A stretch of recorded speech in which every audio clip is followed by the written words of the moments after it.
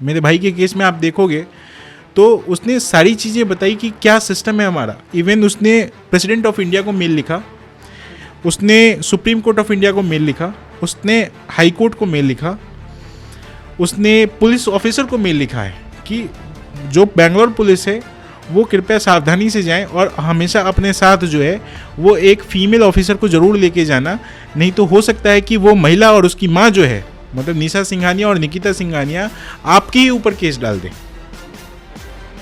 वो एक वार्निंग देके गया पुलिस ऑफिसर तक।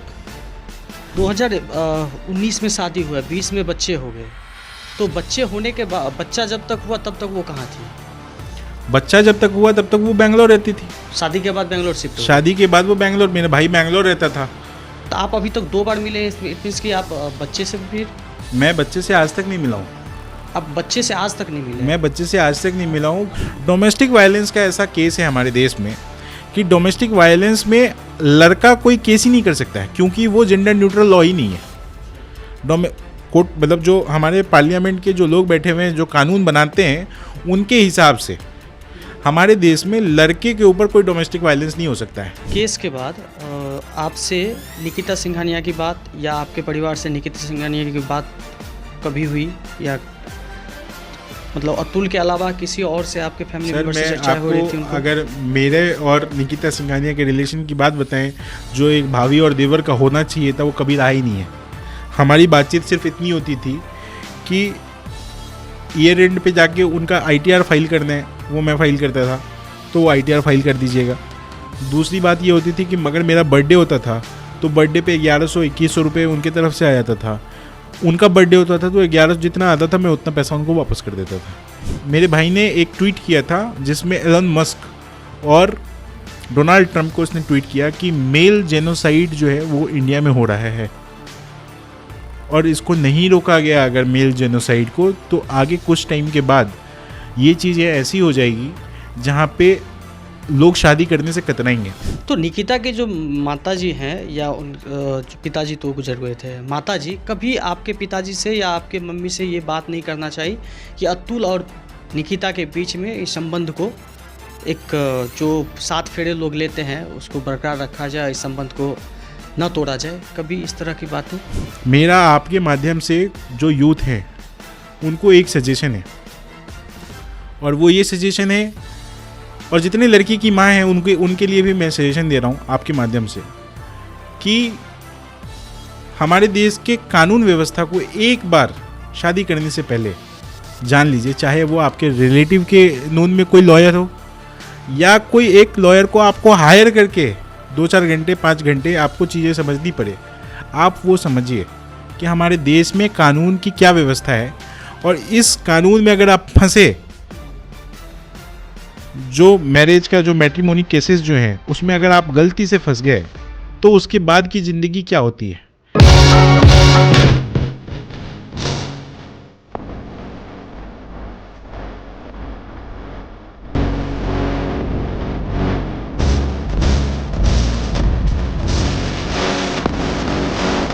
नमस्कार दोस्तों, आप सभी का स्वागत है हमारे चैनल द सोशल स्कोप पे। मैं आज ऐसी चर्चा करने जा रहा हूँ जो 8 दिसंबर 2024 को एक घटना घटी और 9 दिसंबर सुबह पूरे भारत को झकझोर के रख दिया। और वो घटना थी बेंगलोर में अतुल सुभाष का केस। जो अतुल सुभाष, जिन्होंने 1 घंटे 24 मिनट का एक वीडियो रिकॉर्ड किया, उसके बाद सुसाइड नोट बनाया, फिर उसको पब्लिक करके इस दुनिया को अलविदा कह गए। उन्होंने उस सुसाइड नोट में बहुत ऐसे बातें को लिखी जो मैं चाहता हूं लोगों तक पहुंचाया जाए, और उसको पहुंचाने के लिए मैं आज उन्हीं के छोटा भाई विकास जी को आमंत्रित किए हैं, और हम आज जानेंगे कि अतुल सुभाष की जो ये कहानी थी, जो 1 घंटे 24 मिनट के वीडियो में सिमट के रह गई, उन्होंने इस दुनिया को अलविदा कह दिया। आइए हम चर्चा करते हैं। विकास भाई, आपका स्वागत है। नमस्ते जी। सबसे पहले हम आपसे जानना चाहेंगे अतुल भाई के जो जर्नी स्टार्ट हुई थी, जैसे बचपन में क्या थे, कैसे थे, आप छोटे भाई हैं तो आप बहुत ही नज़दीक से जानते होंगे उनको। सबसे पहले तो आपके इस पॉडकास्ट के लिए धन्यवाद, जो आपने मुझे आमंत्रण दिया और मुझे इस मंच पे आके बोलने का मौका दिया है। और मैं आपके माध्यम से इस लोगों तक पहुंच के ये बताना चाहता हूं कि मेरा भाई कैसा था और मेरे भाई की जर्नी कैसे थी। तो सबसे पहला जो क्वेश्चन आपने पूछा है कि जो बचपन में हमारी चीज़ें कैसी थी कैसे नहीं थी, तो सबसे पहले मैं आपको स्टार्टिंग से बताता हूँ। स्टार्टिंग से ही मेरा भाई बहुत पढ़ने में बहुत बहुत इंटेलिजेंट, मतलब क्लास में अगर रैंक उसे ना आए तो मुझे लगता है कि लोग हैरान, उनके टीचर हैरान रह जाते थे कि इस बच्चे को रैंक कैसे नहीं आया या ये कैसे पीछे रह गया। वहाँ से एक पढ़ाई की बातें करें तो मेरे लिए तो ऐसा था कि मेरे लिए द फर्स्ट टीचर जिसको कहते हैं, मेरे लिए मेरे से 2 साल बड़ा रहा है मेरा भाई।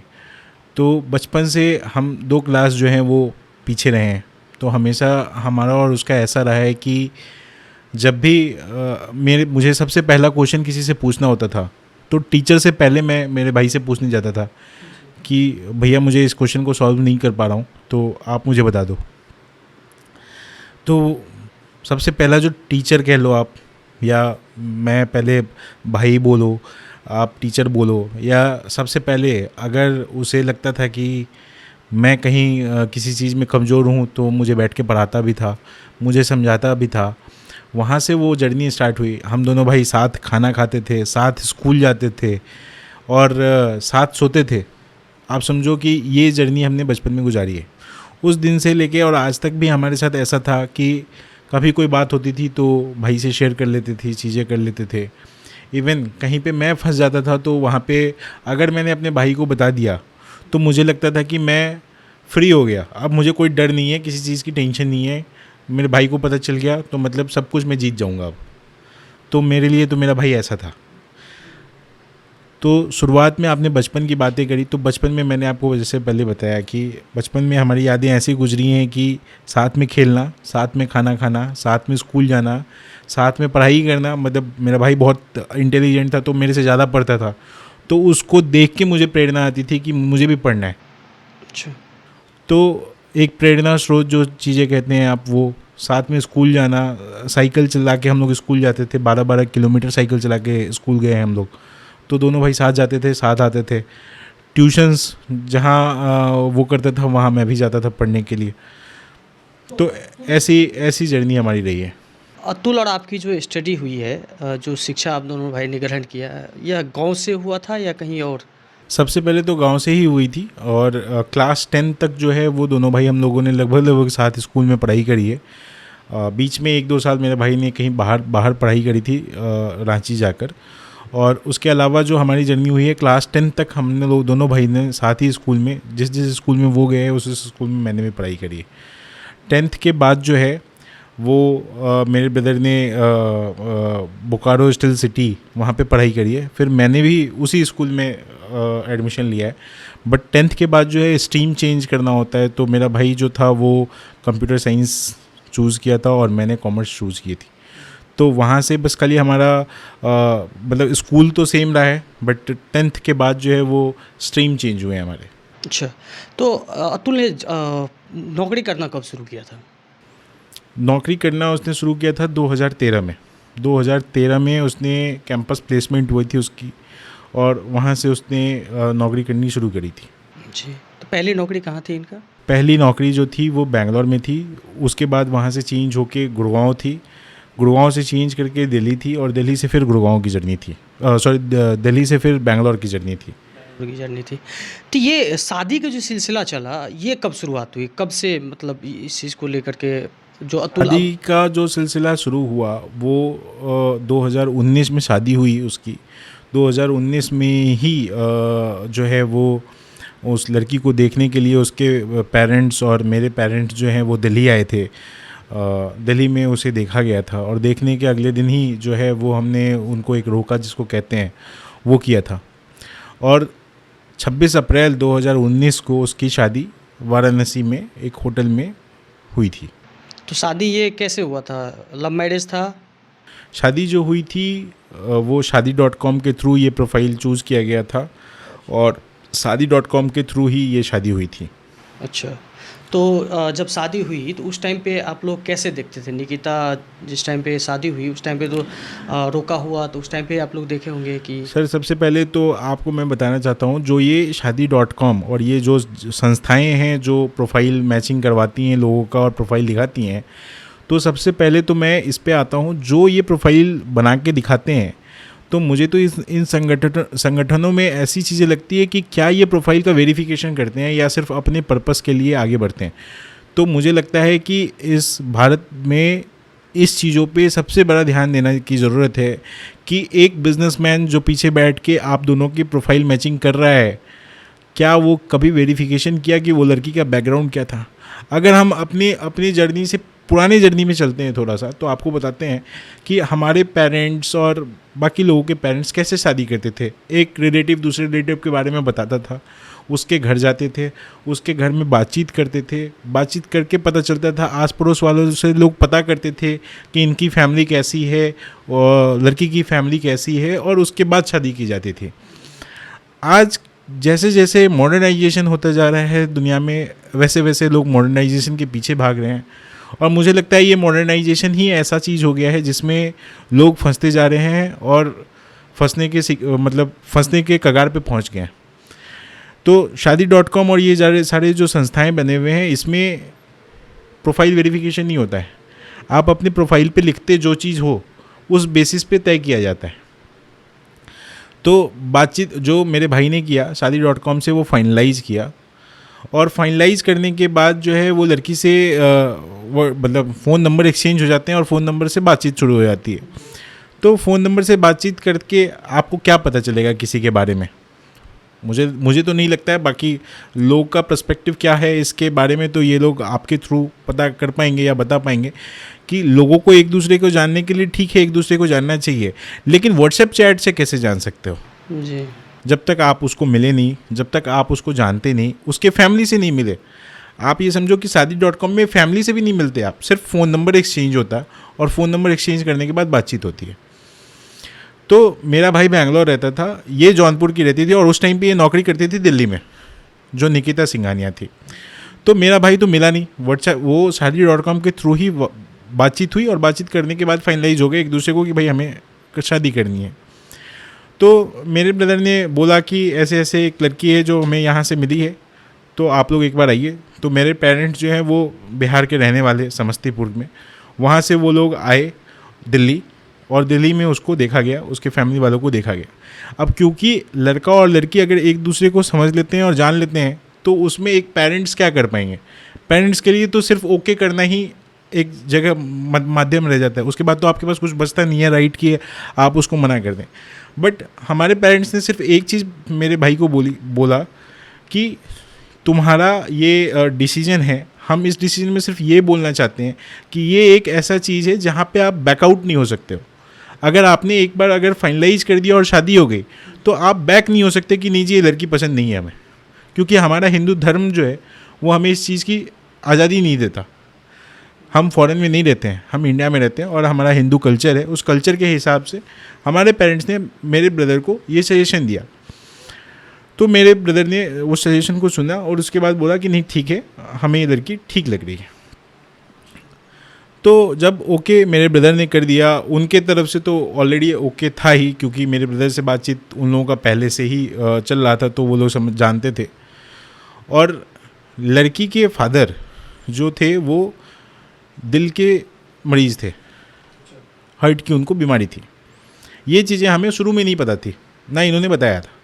ये चीज़ें हमें पता चली जब डिवोर्स का केस फाइल हुआ और मेरे ब्रदर के ऊपर 302 का धारा लगा दिया गया, और ये कह दिया गया कि 2019 में ही उनकी मौत हो गई थी, और मेरे ब्रदर के ऊपर जो केस लगाया गया था 2021 में, और 2021 में ये केस लगाया गया कि इसके फादर की मौत, मतलब निकिता सिंघानिया के फादर की मौत जो है वो हमारे 10 लाख रुपए के दहेज मांगने से हो गई, जो कि झूठ बोला गया था। उस चीज़ को कोर्ट में निकिता सिंघानिया ने खुद ही बताया कि मेरे फादर की जो बीमारी है वो 10 साल पुरानी दिल की बीमारी चल रही थी, और डॉक्टर ने, एम्स में उनका इलाज चलता था, एम्स के डॉक्टर ने ये कह दिया था कि इनकी बीमारी की जो बीमारी है वो इससे वो अब ज़्यादा दिन जितना नहीं रहने वाले। तो 2019 में ही उनकी मौत हो गई थी दिल की बीमारी से। लेकिन शादी के बाद या शादी से पहले? शादी के बाद। शादी के बाद 19 तो में शादी के बाद हाँ, उनके तो पिताजी मैं का इस चीज़ को पहले इसलिए लेके आ रहा हूँ क्योंकि मैं आपको ये बता पाऊँ कि 2019 में जो इन्होंने शादी किया, 2 जनवरी में हमने इनको देखा था, 26 जनवरी को हमने इनको देखा था, फाइनलाइज 27 जनवरी को करीब हो गया था। 27 जनवरी को होने के बाद जो है वो हमने डिसाइड किया था कि हमें ठंड में शादी करनी है। बट इनके फैमिली से ये प्रेशर बनाया गया हमारे ऊपर कि नहीं, इतने दिन नहीं रख सकते हम अपने ऐसे शादी किए बिना, तो इसकी शादी जो है वो जल्दी करनी है हमें। तो 26 अप्रैल का जो है वो डेट चुना गया। आप ये समझिए 26 अप्रैल 2019 को हमारे लिए इतना मुश्किल था कि आप वाराणसी में प्रधानमंत्री मोदी जी का उस दिन वो था, क्या कहते हैं, उस दिन वो नामांकन करने के लिए पहुंचे थे 26 जनवरी को ही, 26 अप्रैल को 2019 में, क्योंकि उनका संसदीय क्षेत्र है। तो हमारे लिए इतनी मुश्किल थी कि हम लोगों को कैसे लेके आए वहाँ तक। तब भी इनके कहने के अनुसार हमने सारी चीज़ें अरेंज करी और लेके गए अपने साथ, जो लोग लेके जाते हैं। तो वाराणसी में हमने शादी करी। Okay. तो आप ये समझिए कि 2019 में शादी हुई और 2019 में एट द एंड जो सितंबर अक्टूबर के आसपास जो है वो शायद उनके फादर की एक्सपायर हो गए।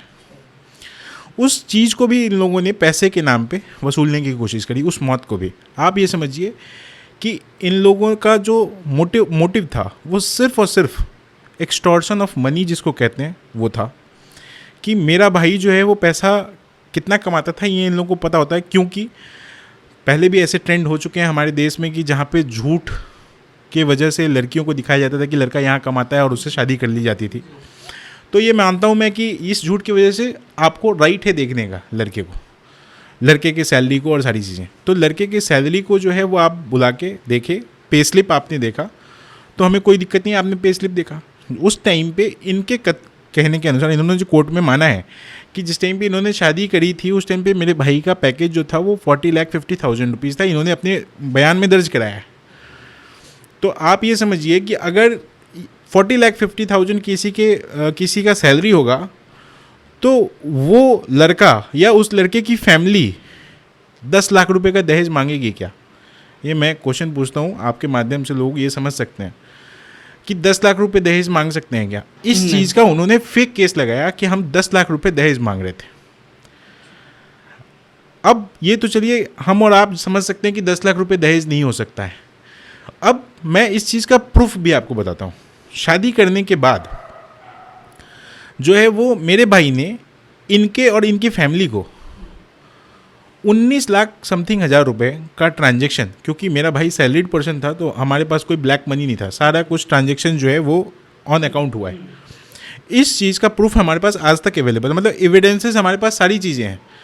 वो ट्रांजैक्शन इनके और इनके फैमिली के बिजनेस में मेरे भाई ने दिया है 19,50,000 रुपये। तो आप ये केस लगा रहे हो कि हम 10 लाख रुपए दहेज मांग रहे हैं, क्या ये पुलिस स्टेशन पर ही मतलब वो FIR दर्ज करने से पहले क्या ये एविडेंसेस दिखाने पे या केस लगाना चाहिए था या नहीं लगाना चाहिए, या सिर्फ लड़की बोल दी जाके पुलिस स्टेशन पे और इस वजह से वो आप केस लिख दो और FIR दर्ज कर लो? ये कहाँ तक सही है? क्या हमारे पास ऐसा राइट नहीं होना चाहिए कि FIR आपको दर्ज कराना है तो सबसे पहले हम इन्वेस्टिगेट करेंगे कि वो लड़का जो है गलत है या सही है, या उसको मौका दें एक डॉक्यूमेंट प्रूफ करने का या नहीं दें? क्योंकि हमारे देश में पुलिसों का सिस्टम ऐसा है कि उसमें ये कहा जाता है कि अगर आप पुलिस स्टेशन चले गए विथ प्रूफ भी गए, आपके भाई हमारे पास प्रूफ है, तो आपको ये बोला जाएगा कि साहब आप प्रूफ मत दिखाओ हमें, हम FIR लिख रहे हैं, प्रूफ जो दिखाना वो कोर्ट में दिखाना। अब आप फंस गए वहाँ पे कि आपको पुलिस स्टेशन से अब कोर्ट के चक्कर लगाने हैं। और हमारे देश में आपको कानूनों का और जजों का और न्यायिक प्रक्रिया का आपको सारी चीज़ों का अता पता सब कुछ है कि हमारे देश में कैसे न्याय प्रक्रिया चलती है। अगर आप कोर्ट में पहुंच गए तो 5 साल जाएंगे कि 10 साल जाएंगे आपकी ज़िंदगी के, या 15 साल जाएंगे, या अपने बाद दूसरे किसी को लड़ना होगा, ये नहीं पता हमें। ये हमारे देश के कानूनों का सिस्टम है और जो न्यायालय है उसका सिस्टम है।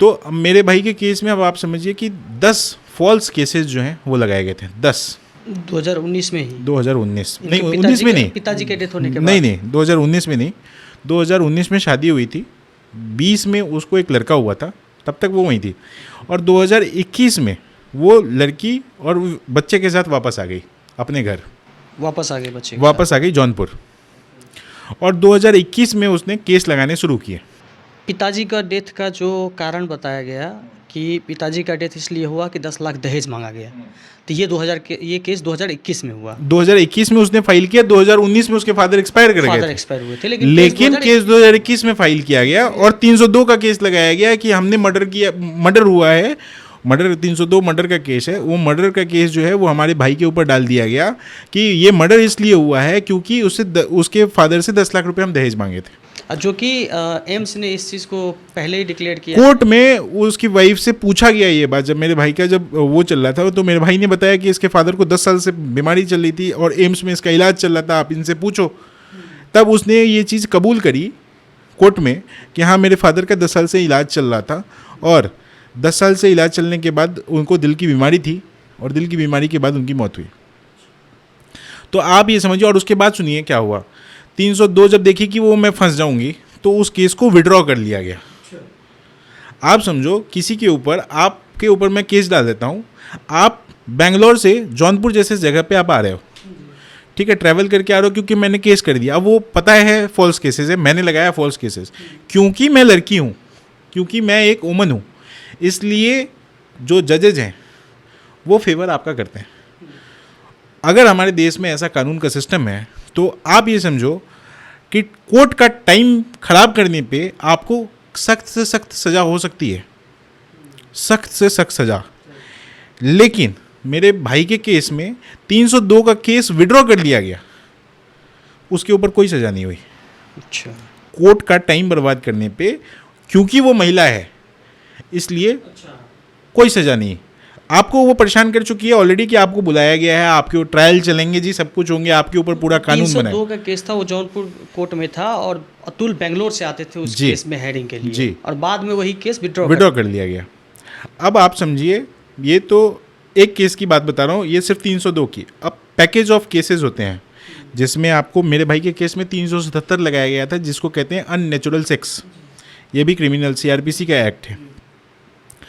आप समझिए अननेचुरल सेक्स की जो धारा लगाई गई उसमें आप समझिए कि एक 2 साल का बच्चा उसके साथ रहता है। जब वो छोड़ के गई थी तो 2020 में बच्चा हो गया था, 2021 में गई थी, तो 1-1.5 साल के जब उम्र का बच्चा था तब वो गया था। तो अननेचुरल सेक्स होता तो वो बच्चा कैसे हो जाता? तो आपने मर्जी के साथ ही किया होगा क्योंकि आपकी शादी हो गई है। इसके बावजूद भी ये केस लगा दिया गया और ये केस सस्टेन होते हैं कोर्ट में। आप ये समझिए ये पैकेज ऑफ केसेस में आते हैं क्योंकि आपको परेशान किया जा सके, आपको हैरेस किया जा सके, चाहे वो जुडिशरी के थ्रू हो, चाहे पुलिस के थ्रू हो, चाहे आपको ये कानून की व्यवस्था की वजह से हो। आप समझिए डोमेस्टिक वायलेंस का केस लगाया गया, DP3 और DP4 मतलब सेक्शन है ये, जिसमें कहा जाता है डोमेस्टिक वायलेंस भी है इसमें। मतलब डोमेस्टिक वायलेंस के ऊपर आता हूँ। डोमेस्टिक वायलेंस का ऐसा केस है हमारे देश में कि डोमेस्टिक वायलेंस में लड़का कोई केस ही नहीं कर सकता है क्योंकि वो जेंडर न्यूट्रल लॉ ही नहीं है। कोर्ट मतलब जो हमारे पार्लियामेंट के जो लोग बैठे हुए हैं, जो कानून बनाते हैं, उनके हिसाब से हमारे देश में लड़के के ऊपर कोई डोमेस्टिक वायलेंस नहीं हो सकता है। मतलब लड़की, आपकी वाइफ अगर आपको मारे पीटे, है ना, आप अभी रिसेंटली तो बहुत सारी चीज़ें देख रहे होंगे, रिसेंट जो केसेस आ रहे हैं उसमें सब कुछ चल रहा है कि एक वाइफ जो है वो उसकी सास को भी मारती है, घसीट घसीट के मारती है, अपने ससुर को भी मारती है, अपने हस्बैंड को भी मारती है, लेकिन एक लड़का उसके ऊपर केस नहीं कर सकता डोमेस्टिक वायलेंस में क्योंकि उसके पास कोई लॉ ही नहीं है। ये सिर्फ और सिर्फ लड़कियों के लिए बनाया गया है लॉ।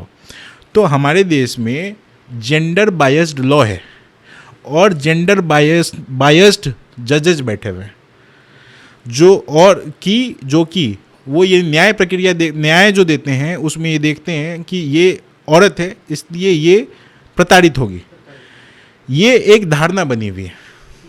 ये क्योंकि पहले ऐसा होता था, मैं मानता हूँ कि पहले लड़कियों के साथ गलत होता था, तो क्या हमारे देश में ऐसे जो अब मॉडर्नाइजेशन के पीछे भागे हैं हम लोग बहुत मॉडर्न हो चुके हैं, तो हमारे देश में जो कानून है वो 1872 ईस्वी का CRPC एक्ट बना हुआ है, 1872 ईस्वी का। गार्जियन एंड वार्ड एक्ट जो बना हुआ है वो 1890 ईस्वी का। हम 2025 में जी रहे हैं। आप ये समझो कि क्या हमारे देश में क्या उस लॉ को चेंज करने की ज़रूरत नहीं है? जी।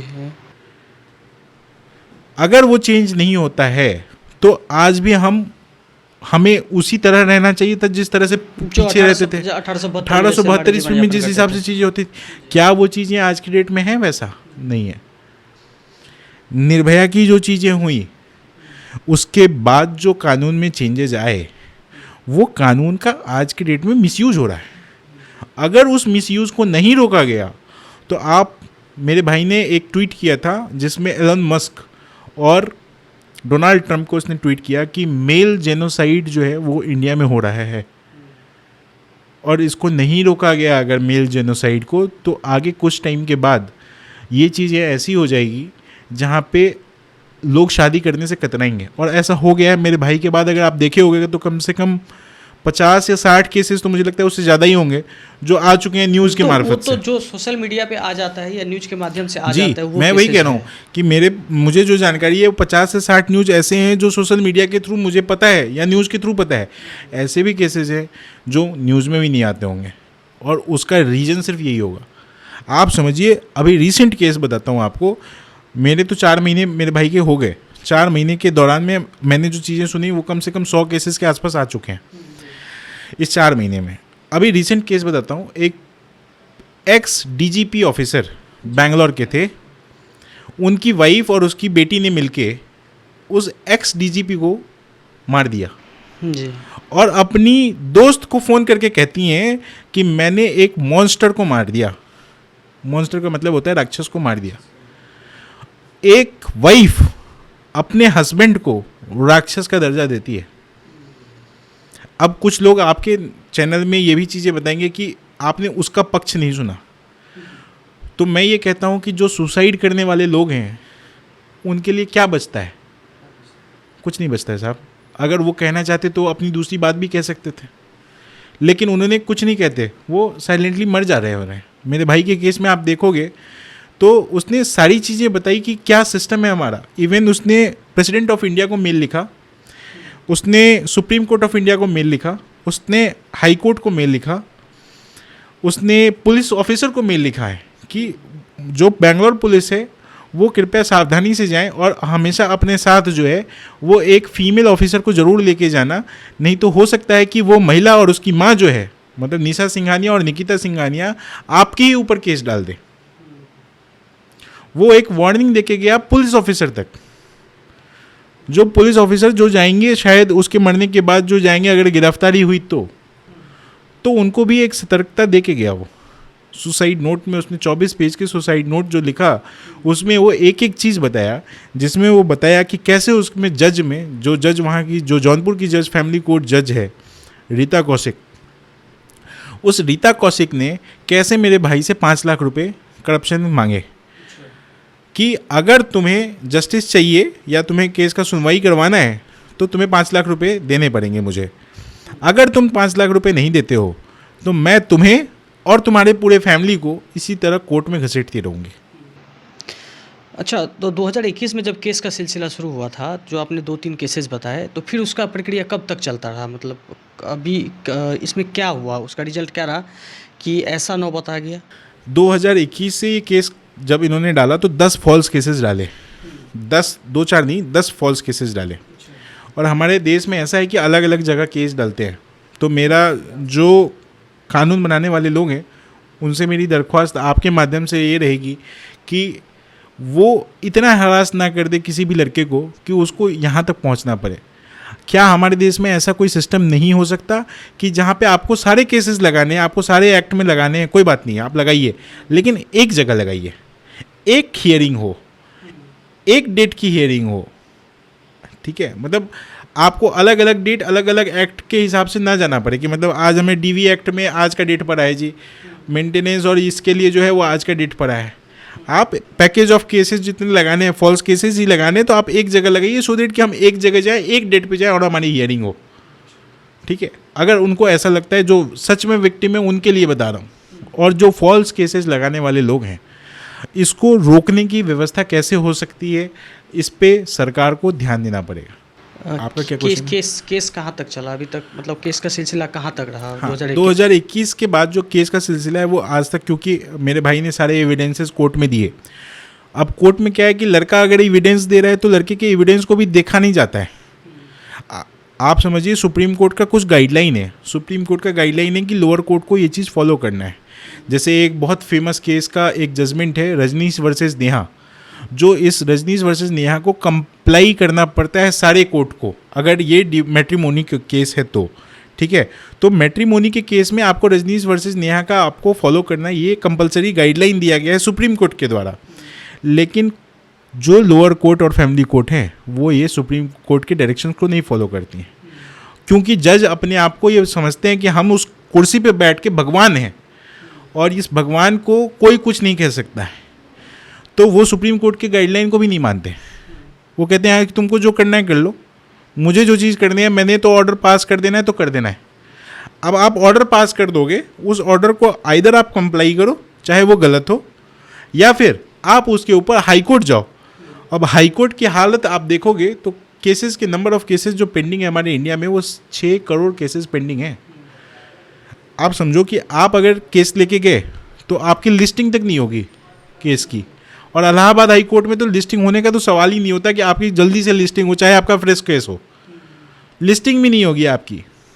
हमारे 4 महीने हो गए, 4 महीने में अभी तक हमारे एक भी चीज़ में हियरिंग नहीं हुई है। इवन जो मैंने बैंगलोर में केस किया है उसकी अभी तक चार्जशीट फाइल नहीं हुई है। तो आप ये समझो कि कहाँ से क्या सिस्टम है और क्या सिस्टम नहीं है। हमारे ऊपर 498A का केस लगाई है, मतलब मेरे ऊपर, आपके ऊपर भी लगा है, मेरे फादर और मदर के ऊपर भी। अब आपको मैं बताता हूँ मेरे ऊपर जो लगाई है 498A का केस, ये सुसाइड के बाद लगा है, पहले लगा है। सुसाइड से पहले वो लगा है। पैकेज ऑफ केसेस में आप पूरे फैमिली पे लगाते हो, तो पूरे फैमिली में ऐसा हुआ कि मेरे ऊपर भी केस लगाया गया। अब मैं अपने बारे में आपको अगर बात बताऊं तो मैं उस लड़की निकिता सिंघानिया से सिर्फ 2 दिन मिला हूं, और वो 2 दिन भी कब, 26 अप्रैल 2019 को शादी हुई थी। 27 अप्रैल 2019 को वो हमारे घर बिहार आई थी, और 28 अप्रैल 2019 को वो वहाँ रही थी। 29 अप्रैल 2019 को वो वहाँ से चली गई थी। तो 27 की रात को आई थी, रात के 12 बजे के बाद आई हैं, 27 की रात। तो 28 और 29 को मैं मिला हूँ 2019 में। उसके बाद आज तक का दिन है, मैं उस लड़की से कभी नहीं मिला हूँ। तो 2019 में शादी हुआ, 20 में बच्चे हो गए, तो बच्चे होने के बाद, बच्चा जब तक हुआ तब तक वो कहाँ थी? बच्चा जब तक हुआ तब तक वो बैंगलोर रहती थी। शादी के बाद बैंगलोर शिफ्ट हो गए? शादी के बाद वो बैंगलोर, मेरा भाई बैंगलोर रहता था। तो आप अभी तक 2 बार मिले, इट मीन्स कि आप बच्चे से भी फिर? मैं बच्चे से आज तक नहीं मिला हूँ। आप बच्चे से आज तक नहीं मिले? मैं बच्चे से आज तक नहीं मिला हूँ। जैसा कि मैंने सुना था या देखा था कि बच्चे आई थिंक 5 ईयर्स, मतलब 5 साल का हो गया अभी। 20 फरवरी 2025 को मेरा भतीजा 5 साल का हो गया। तो 5 साल के अंदर आप भतीजे से नहीं मिल पाए? सर 5 साल से भतीजे से मैं नहीं मिल पाया, मेरा भाई जो उस बच्चे का बाप लगता है वो नहीं मिल पाया अपने 1.5 साल के बच्चे के बाद से।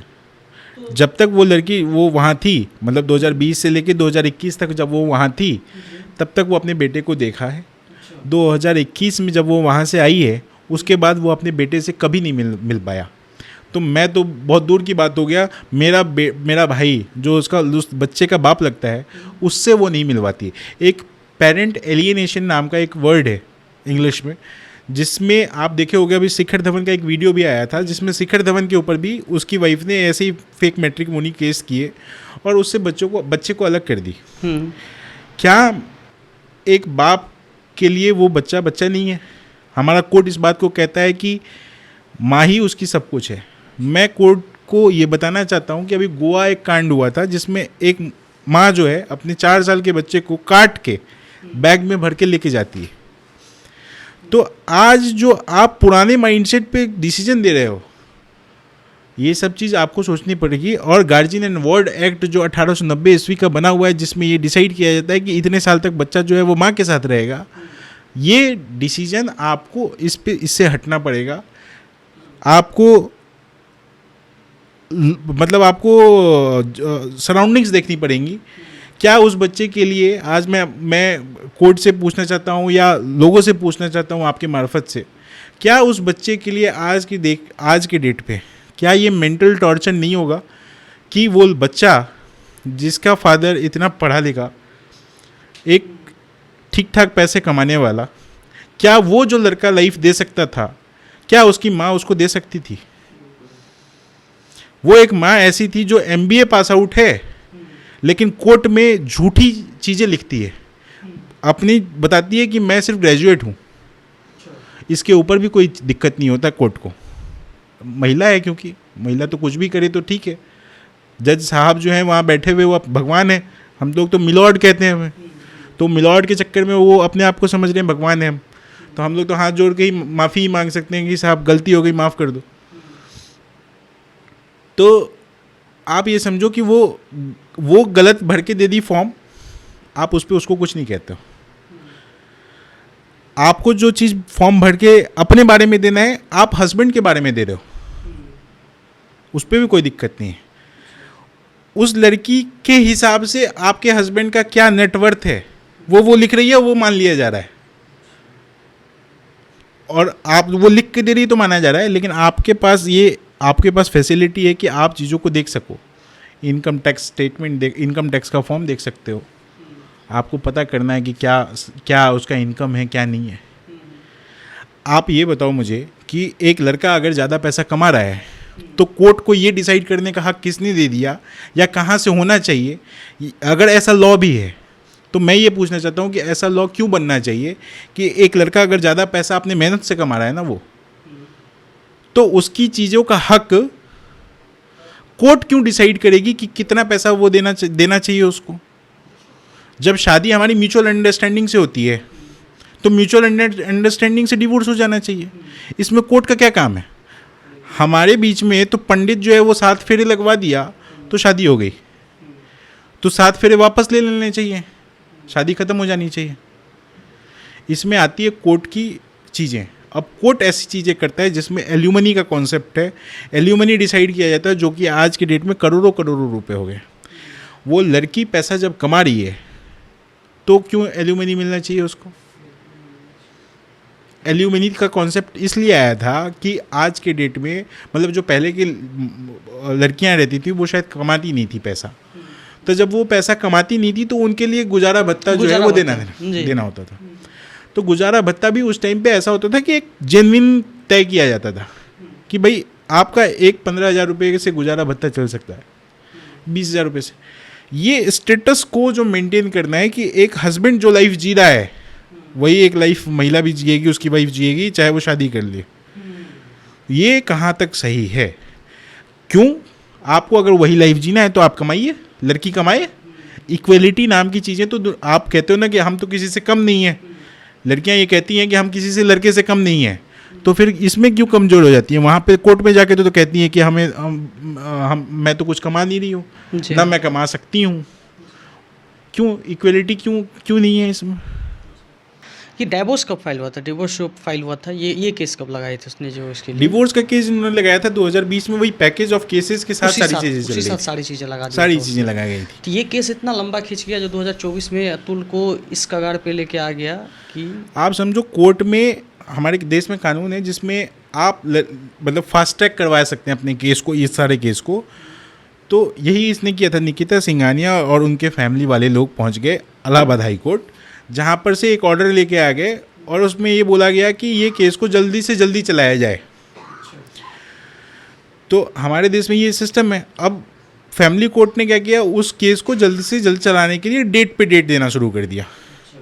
अब आप समझो एक साल में 48 नंबर ऑफ टाइम्स आप एक लड़के को बैंगलोर से जौनपुर बुलाते हो, और उस 48 नंबर ऑफ टाइम्स में क्या क्या होता है वो मैं बताता हूँ।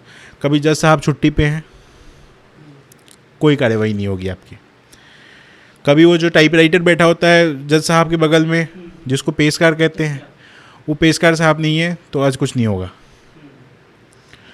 अगर कोई वकील मर गया उस दिन कॉन्डोलेंस के नाम पे छुट्टी रहती है, पूरे कोर्ट में कोई काम नहीं होगा। अगर लड़का आ गया तो शायद पुराने कोई वकील हैं जो मर गए होंगे तब भी कॉन्डोलेंस हो जाता है, ठीक है। और बहुत सारे रीजन्स ऐसे होते हैं जिसमें कोर्ट बंद हो जाते हैं। और सुनो आप, इसके अलावा क्या हो सकता है, इसके अलावा जो सामने वाली पार्टी है ना वो भी नहीं आती कई बार। तो जब सामने वाली पार्टी खुद ही ये केस डाल के आई कि हमें फास्टैग करवाना है और उस डेट को प्रेजेंट नहीं थी, बहाना, उसके ऊपर कोई कार्रवाई नहीं है। और वो लड़का जो 48 नंबर ऑफ टाइम्स, आप समझिए कि 365 दिन में 48 दिन उसको कोर्ट आना पड़ा एक साल में, बेंगलोर से जौनपुर। और वो 365 दिन में सैटरडे संडे हटा दो, क्योंकि सैटरडे संडे तो कोर्ट भी नहीं खुला होता आई गेस, तो उस दिन भी जो है वो आपको आना पड़ेगा। आप समझो एक लड़का बेंगलोर से वाराणसी आना आसान है, वाराणसी से जौनपुर जाना 1.5 घंटे का बस का सफ़र होता है, उससे जाना है उसको, फिर वहाँ जाके होटल करना है, वहाँ रुकना है, अगले दिन सुनवाई होगी, और अगले दिन सुनवाई होने के बाद फिर उसको भागना है, बिकॉज जॉब है आपके पास, आप छुट्टी ज़्यादा दिन नहीं ले सकते हो। 48 दिन आपके वर्किंग डेज में से जाने हैं। कोई भी एक कॉरपोरेट में छुट्टियाँ जो होती हैं वो 10 से 12 दिन की पूरे साल की मिलती हैं। आप समझो एक लड़का जो 48 बार आ रहा है उसको तो जॉब से निकाल दिया जाएगा। आप जॉब से निकाल दिए गए तो आप दूसरी कंपनी में अगर आप जाओगे तो आपके पास सबसे पहला फॉर्म ज्वाइनिंग के टाइम पे पूछा जाता है, जिसमें ये पूछा जाता है आपसे क्वेश्चन कि आपके ऊपर कोई क्रिमिनल केसेस चल रहे हैं। आप लिख के दोगे अगर येस ना, तो आपको एडमिशन नहीं होगा उस कंपनी में, जॉब नहीं मिलेगी। तो अब आप कहाँ के रह गए, जो कंपनी में थे उस कंपनी से आपको निकाल दिया because of this court cases. Secondly, जब आप दूसरे कंपनी में ज्वाइन करने की कोशिश करते हो तो वहाँ पे वो फॉर्म पे लिखा होता है कि क्रिमिनल केस आपके ऊपर चल रहे हैं या नहीं चल रहे हैं। तीसरा, आपका पासपोर्ट नहीं बनेगा क्योंकि क्रिमिनल केस चल रहे हैं, आप कहीं जा भी नहीं सकते हो। तो ये सारी चीज़ों का प्रॉब्लम सॉल्व कौन करेगा? और जुडिशरी क्या कहती है वो सुनो आप। जुडिशरी कहती है कि लड़का अगर पढ़ा लिखा रहे तो उसको जॉब करना कंपलसरी है और उसको एल्यूमनी या मेंटेनेंस देना ही पड़ेगा। अच्छा, वो 48 टाइम बुला लेते हैं, नौकरी चली जाती है और दूसरी कंपनी में फिर से एडमिशन नहीं होता है उनका, फिर इस सिनेरियो में कहाँ से वो एल्यूमनी दे और कहाँ से अपनी ये तो मैं जज साहब से पूछना चाहता हूँ कि आपके जो ये वर्डिक्ट्स आ रहे हैं, जो ये आप दे देते हो कि लड़के को अगर पढ़ा लिखा है तो आपको मेंटेनेंस देना ही पड़ेगा, नहीं तो जेल के हवा कटवाएंगे आपको। लेकिन ये सिनेरियो लड़की के ऊपर एप्लीकेबल नहीं है। जस्ट अपोजिट कर दीजिए जेंडर को तो एप्लीकेबिलिटी सारी ख़त्म हो जाती है। अब आप देखोगे कि लड़की पढ़ी लिखी है और अगर जॉब नहीं भी कर रही है तो वो तो अबला नारी हो गई, क्योंकि वो शादी करके अलग होकर रह रही है, तो उसके ऊपर सॉफ्ट कॉर्नर है जजों का भी। आपको सुप्रीम कोर्ट की अभी एक जज जो हैं वो पब्लिक प्लेस पे आके बोली थी कि जो वर्किंग वुमन होती हैं वो उनके ऊपर हमारी सिंपैथी होती है बहुत ज़्यादा। आप समझो कि वो जज के कोर्ट रूम के अंदर आप समझिए कि उस जज के अगर एक लड़के का केस चला जाए ये डिवोर्स और ये सारी चीज़ों का, आपको लगता है कि न्याय मिलेगा? उन्होंने तो पब्लिक प्लेस में आके बोल दिया कि सिंपैथी हमारी लड़कियों के पीछे है। तो मुझे तो नहीं लगता कि कोई उसको न्याय मिलेगा किसी लड़के को। तो अब सुप्रीम कोर्ट की, क्योंकि वो जज हैं, तो सुप्रीम कोर्ट के बाद लड़का जाएगा कहाँ? सुप्रीम कोर्ट के बाद तो कोई ऑप्शन बचता नहीं है, या तो वो पैसा दे, या सुसाइड करे, या मरे, या जेल जाए। अच्छा, शादी के बाद जैसा आपने बताया कि निकिता सिंघानिया बच्चे को 2020 के बाद अपने पास रखी, 21 से केसेस चलने लगे, 20 में बच्चे हुए, 21 से केसेस डाइवोर्स वाले फाइल हुए, सारे फाइल्स हुए, फिर बच्चे उनके पास और अतुल अपने पास। तो इस बीच में परिवार के साथ अतुल का संबंध कैसा था, अपने परिवार के साथ? मेरे भाई आपके का, साथ, पिताजी के साथ, मम्मी के साथ? मेरे भाई का और हमारे फैमिली के साथ जो संबंध थे वो निकिता सिंघानिया के जाने के बाद बहुत अच्छे थे। हम लोग कई ट्रिप्स घूमने के लिए साथ, पूरे फैमिली के साथ गए घूमने के लिए, है ना। तो मेरे भाई का ये भी था कि फादर मदर जो है उनको घुमाना है, पैसे मैं किसके लिए कमा रहा हूँ, तो मुझे अपने फादर मदर को जो है वो अच्छी लाइफ देनी है। पापा जो स्ट्रगल करके इतना आगे यहाँ तक पहुँचे हैं उनको अब सुकून देना है। है ना, उसकी थिंकिंग ये थी कि मेरे फादर को जो है बहुत ज़्यादा कष्ट करके उन्होंने पढ़ाया लिखाया हमें। अपनी लाइफ में मेरे फादर साहब बहुत स्ट्रगल किए हैं।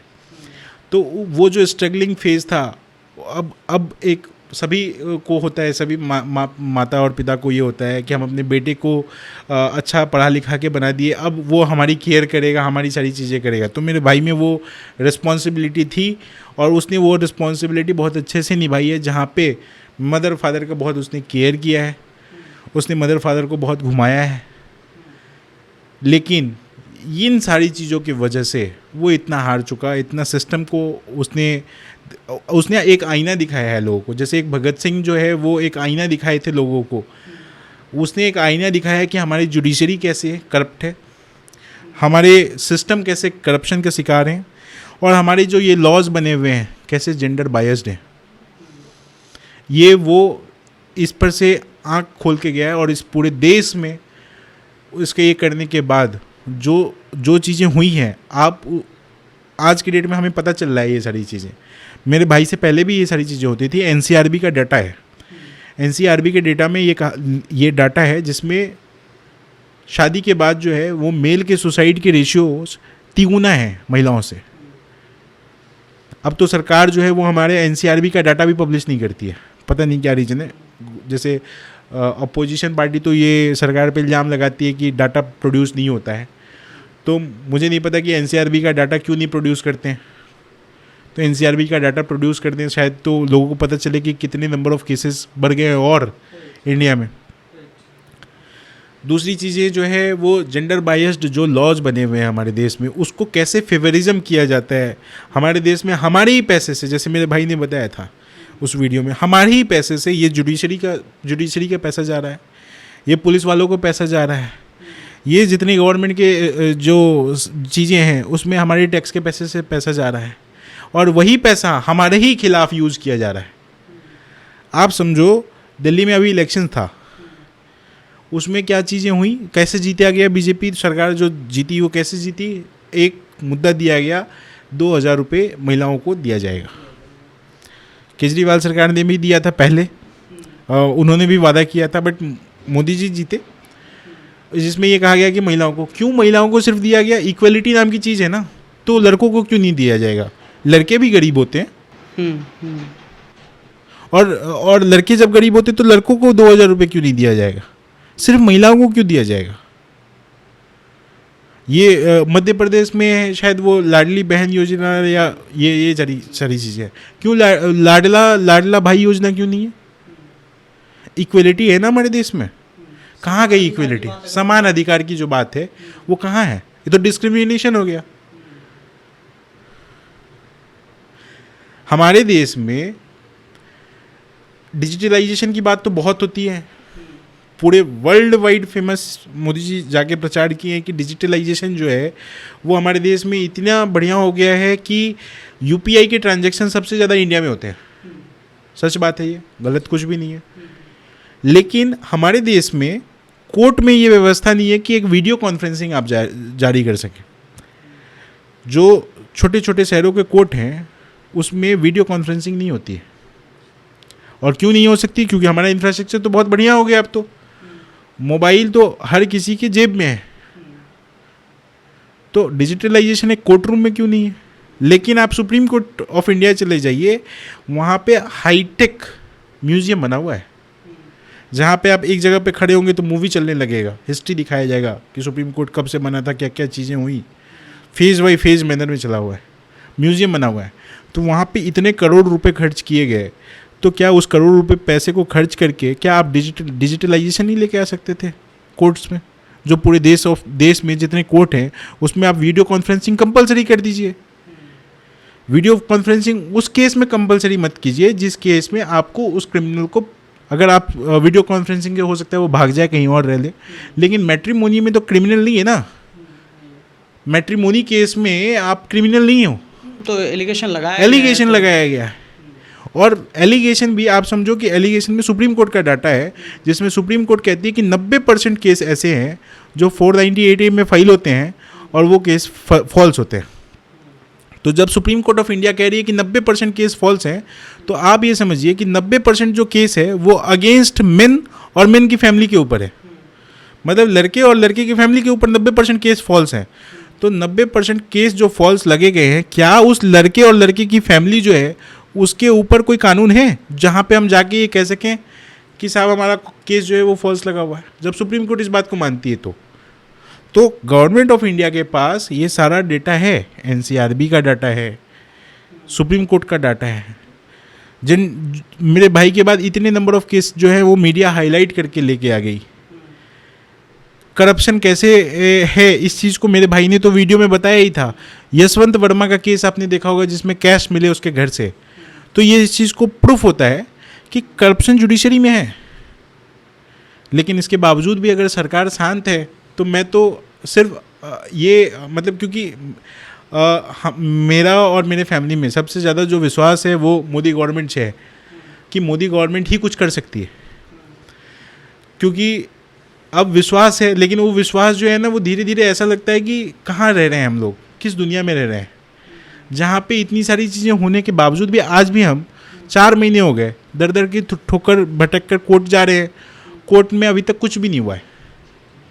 तो हम किसके पास जाएं? न्याय की गुहार किसके पास लगाएं? अच्छा, ये जो अतुल सुसाइड करने से पहले जो केस के बारे में आप लोगों से चर्चा करते थे कि क्या जो निकिता सिंघानिया के तरफ से लगाया गया था या डाइवोर्स हुआ था? हमारी हर कोर्ट के हियरिंग से पहले उससे चर्चा होती थी, कोर्ट के हियरिंग के बाद चर्चा होती थी। मेरे फादर साहब बहुत इन्वॉल्व थे और कई बार चीज़ें सॉर्ट आउट करने के लिए भैया को बताया भी कि हम लोग चलते हैं। एक बार उन्होंने वाराणसी गए उसकी फैमिली से भी मिलने के लिए कि इसको सेटल करते हैं। तो उसके चाचा जो सुशील सिंघानिया हैं, वो सुशील सिंघानिया उस मीटिंग में कहते हैं कि तुम्हारे पास ज़्यादा पैसा है तो तुम 1 करोड़ रुपए दे दो। अच्छा। तो ये पूरा जो सिस्टम है वो सिर्फ और सिर्फ एक्सटॉर्शन ऑफ मनी के लिए चल रहा है। ये शादी जो है वो अब प्यार मोहब्बत जो पहले होती थी कि एक दूसरे के साथ आपको पूरी ज़िंदगी काटनी है, वो अब इस देश में ख़त्म हो गया है। अब सिर्फ आप पैसे कमा रहे हो ज़्यादा तो आपकी शादी टिकेगी। आप पैसे ज़्यादा कमा रहे हो नहीं, अगर आप पैसे ज़्यादा कमा रहे हो, अगर खर्च नहीं कर रहे हो या ऐसा कुछ हो गया तो आप समझो डिवोर्स लेना है। और डिवोर्स के नाम पे एल्यूमनी और मेंटेनेंस के नाम पे आपको एक्सटॉर्शन किया जाएगा, आपको परेशान किया जाएगा और आपको इस लेवल पे लाके खड़ा कर दिया जाएगा जहां आपके पास कोई और ऑप्शन नहीं है। आप समझिए उस 1.5 साल के बच्चे के लिए जो कोर्ट है वो डिसाइड करती है 80,000 रुपये महीना आपको देना है। एक 1.5 साल के बच्चा जिसका 80,000 रुपये कैसे खर्चा हो सकता है? उसको आप हॉस्टल में रखे हुए हो। मैं तो नहीं समझता कि भारत की कोई भी ऐसी महिला अभी हॉस्टल में रहता है।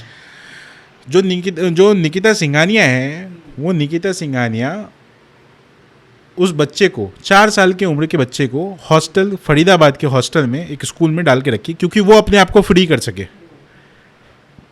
और आप समझिए कि भारत की कोई ऐसी भारतीय महिला नहीं होगी जो एक अपने 4 साल के बच्चे को हॉस्टल में डाल के रखती होगी। और वो महिला एक 4 साल के बच्चे को हॉस्टल में डाल के रखती है।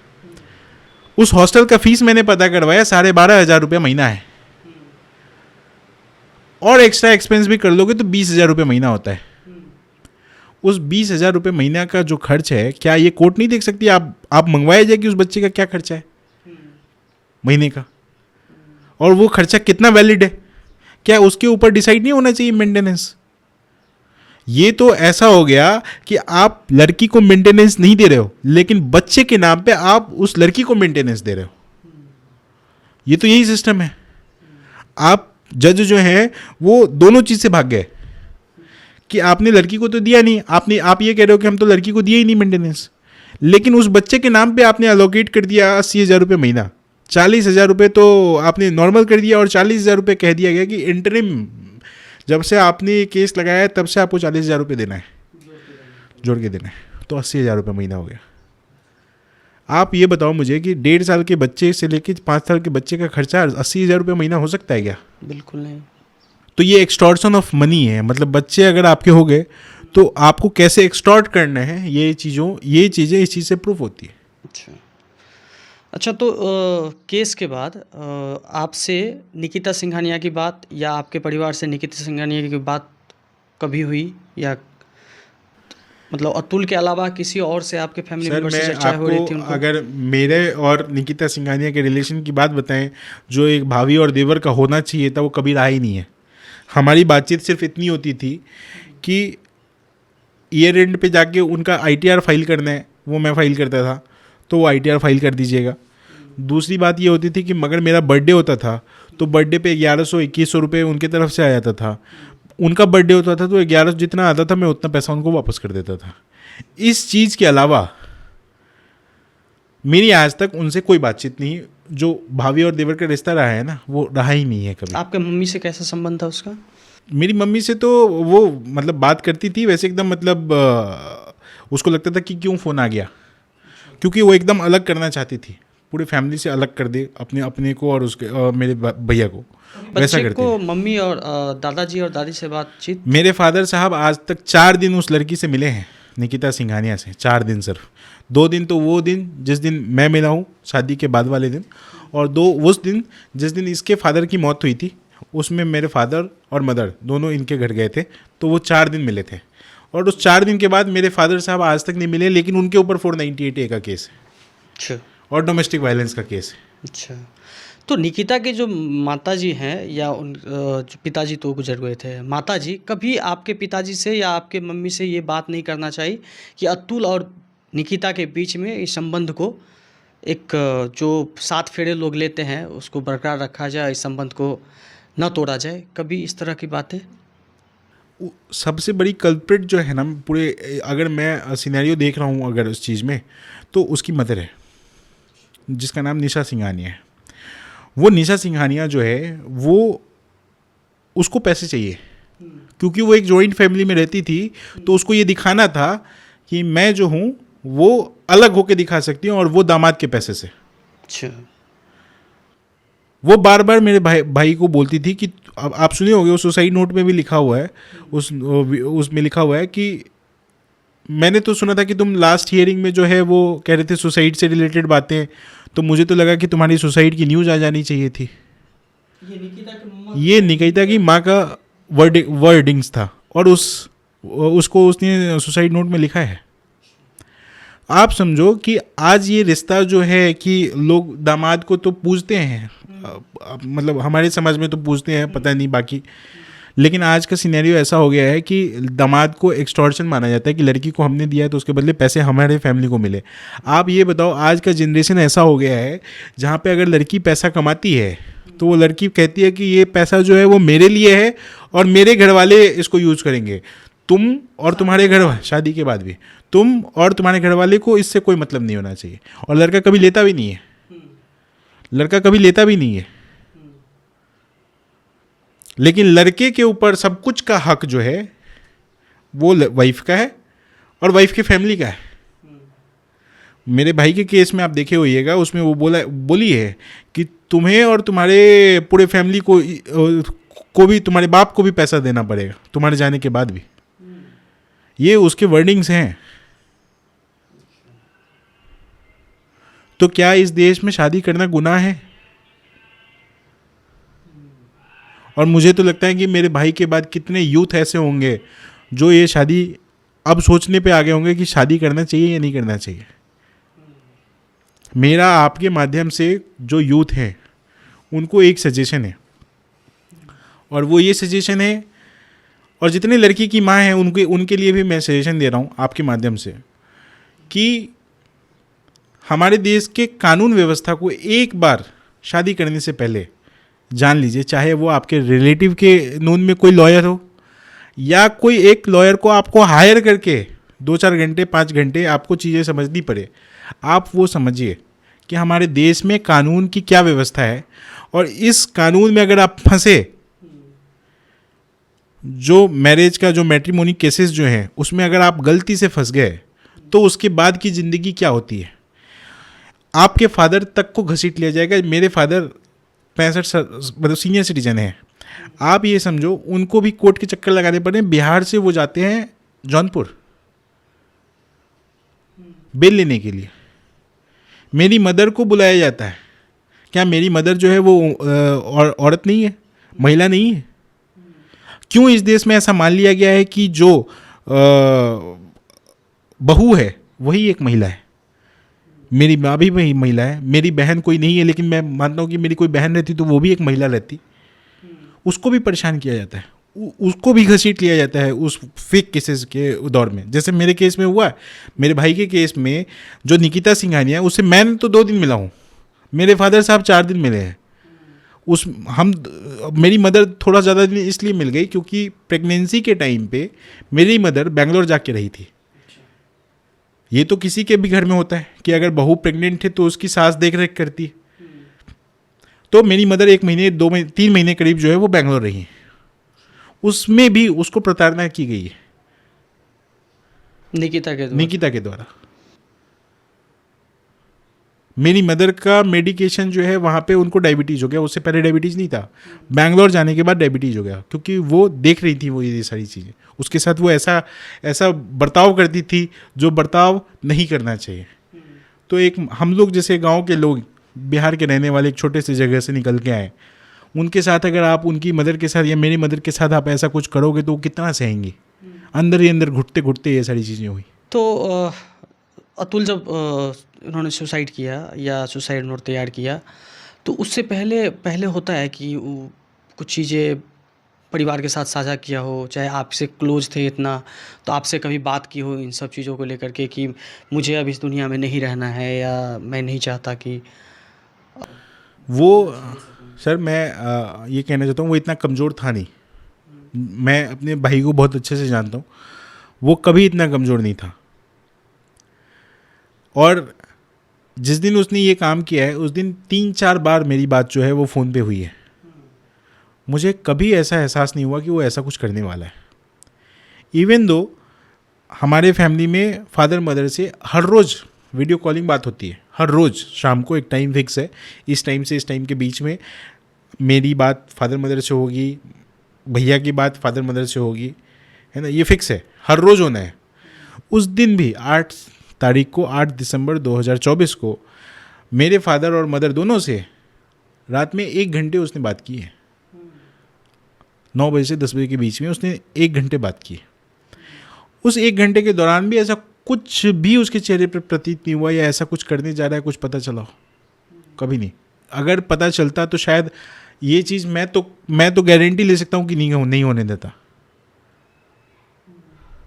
लेकिन उसने ये चीज़ की तो मुझे लगता है कि वो एक भगत सिंह जैसे चीज़ों, मतलब पूरे देश को झकझोर के रख दिए थे उनकी मौत ने।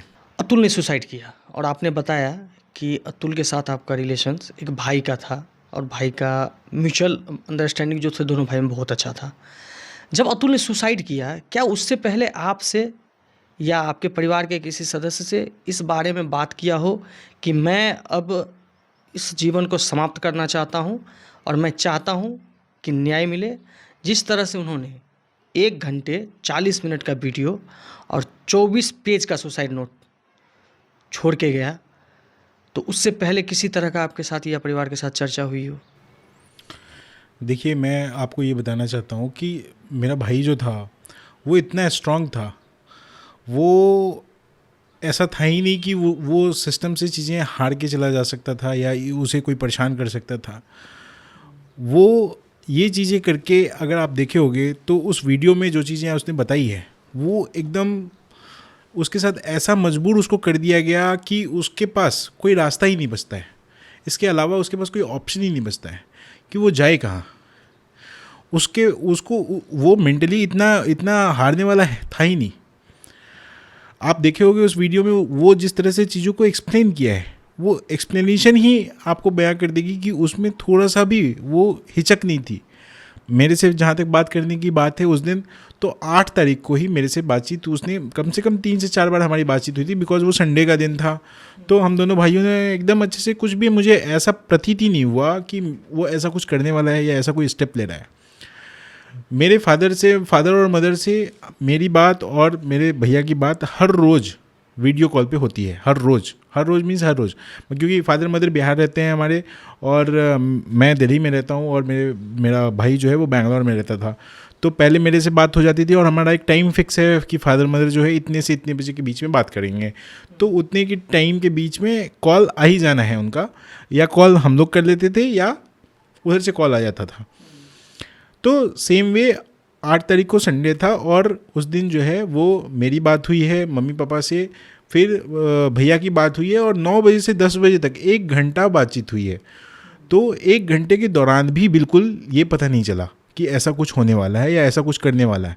अगर शायद ऐसा कुछ हमें हिंट भी लगता थोड़ा सा भी, तो ऐसा तो होने नहीं देता। इस बात की तो मैं गारंटी ले सकता हूँ कि ऐसी कोई चीज़ नहीं होने दे सकता था मैं अपने भाई को। लेकिन ऐसा कोई हिंट ही नहीं पता चला हमें, तो मैं कुछ कर ही नहीं पाया इसके बाद फिर। अच्छा, अतुल ने जो सुसाइड नोट लिखा और वीडियोज़ बनाया, उसमें एक चीज़ का जिक्र किया कि मेरी अस्थि को तब तक नहीं बहाया जाए गंगा जी में जब तक मुझे न्याय नहीं मिल जाता है। अगर न्याय नहीं मिलता है तो उस अस्थि को उसी न्यायालय के सामने गटर में डाल दिया जाए।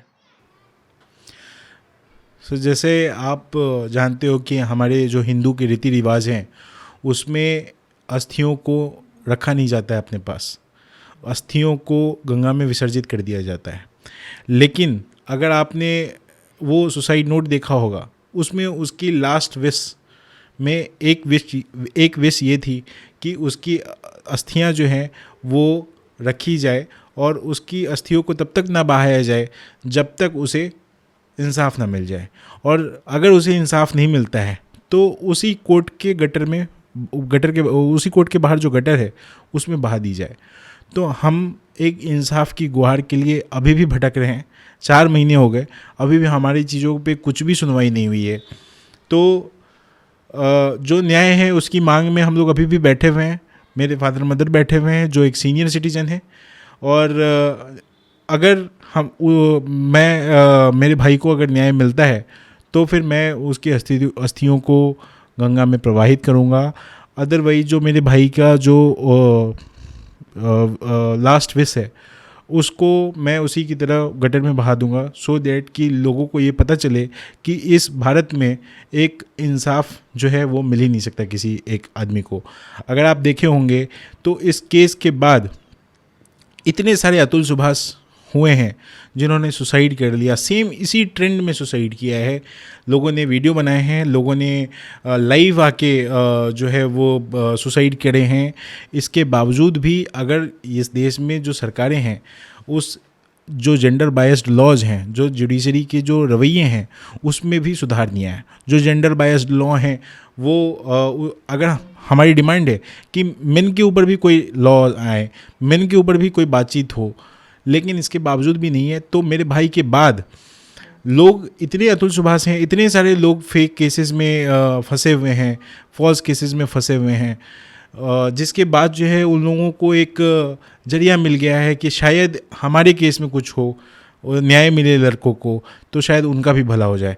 तो एक उम्मीद के साथ लोग बैठे हुए हैं, एक लोग देख रहे हैं हमारी तरफ कि शायद हमारे केस में कोई हमें जस्टिस मिलेगी, तो शायद उन लोगों का भी भला हो जाए।